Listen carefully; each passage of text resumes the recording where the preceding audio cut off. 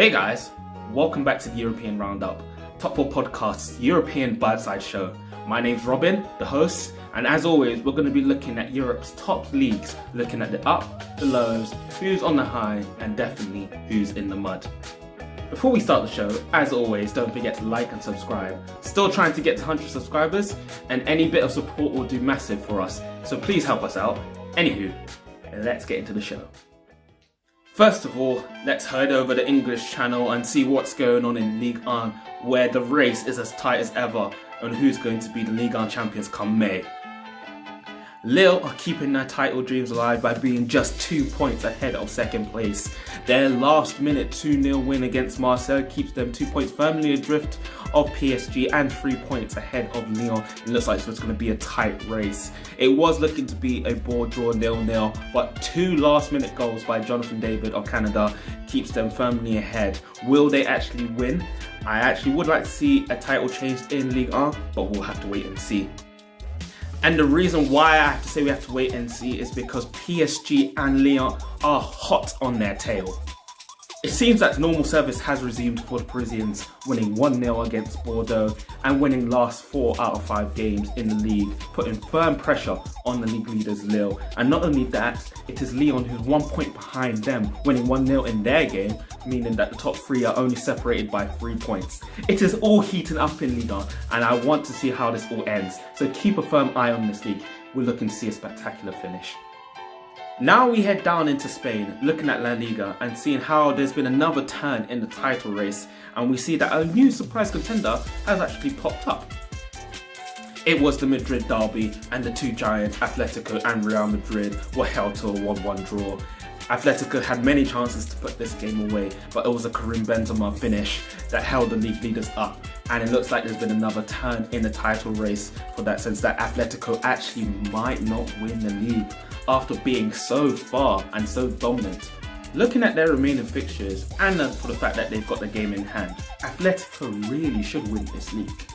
The only tough game left is FC Barcelona, and I really don't see them dropping any other points. But they aren't being as serious as they were at the start of the season, and maybe because of our circumstances, they could be a little fatigued. They also got Chelsea in the Champions League as well to think about. So good luck to them, and I hope they do actually wrap this up. I did mention that there was a surprise team in this La Liga race, and it's FC Barcelona. They have been quietly getting their W's, and their latest 2-0 win puts them only 3 points behind Atletico, albeit they do have a game in hand. I think Barcelona have been so occupied with the elections that they have been happening that their league form has been gone unnoticed, and kudos to them. Even when they're in turmoil, they have been putting the games away. Will we have a surprise upset at the end? Let's wait and see. On to the Bundesliga, where the big one, the Klassiker, happened. Bayern Munich and Borussia Dortmund clashed out once again, and what a game that was. This game started off with a literal bang. Erling Haaland, the machine that he is, got 2 goals in 10 minutes and was on for a hat-trick. It seemed that Dortmund were in cruise control, but as always, they seemed to fall short towards the latter stages of the game. Bayern Munich got back into it, with Lewandowski getting in there and getting his hat-trick towards the end of the game, sealed Bayern those automatic 3 points that they seem to get and putting them 3 points ahead of their rivals this season, RB Leipzig. Dortmund seem to be in real trouble. With not that many games left, they may actually not finish in the top 4, and if they do not finish in the top 4, we can see the likes of Erling Haaland and Jadon Sancho, among others, leading that because they ultimately want to play Champions League football. And what makes things worse for Dortmund, it seems that Erling Haaland suffered an injury going into that important game against Sevilla this week in the Champions League, only having a 3-2 lead against them. Will they actually go through without their star talisman? It's looking up to be a very important Champions League game. I will look into it and make sure that you guys get the results to see if Dortmund are up or they're in the mud. However, the Bundesliga race is still not over. RB Leipzig winning 3-0 against Freiburg still puts them 2 points behind Bayern Munich.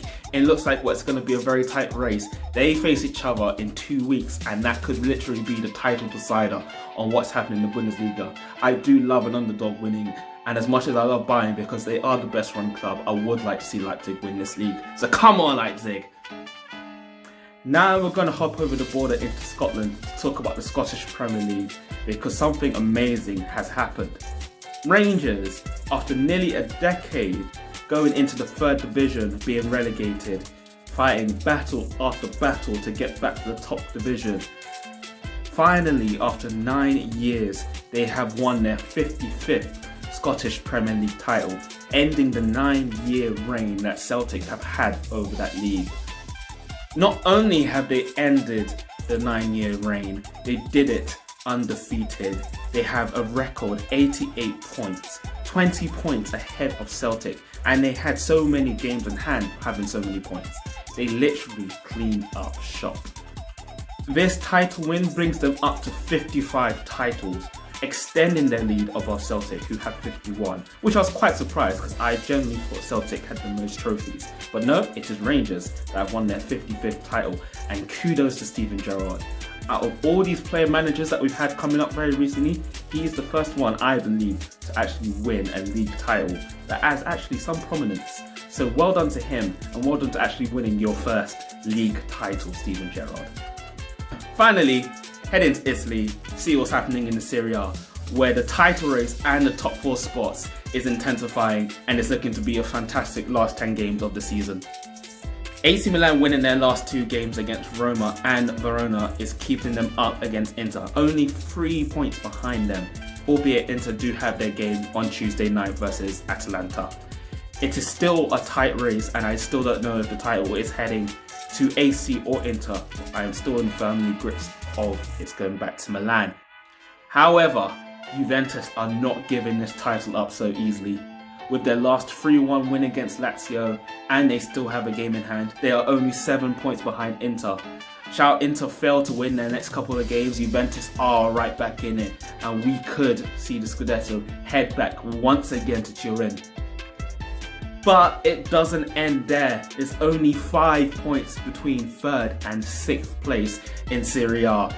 The European spots are in a toss, and I don't know who's actually going to make it to the top 4. But I am so excited for this. It's going to be an excellent run-in, and I say that you should keep an eye on Serie A. The football there is fantastic, and it looks like to be a good ending. That is it for this week's European Roundup. I hope you enjoyed the show. Let me know if I've missed out anything important in any other leagues, and if you want any other leagues to be mentioned, put it in the comments below. I'll be sure to look at it and make sure that your league gets mentioned. Again, my name's Robin, and I hope you've enjoyed the show, and this has been the European Roundup.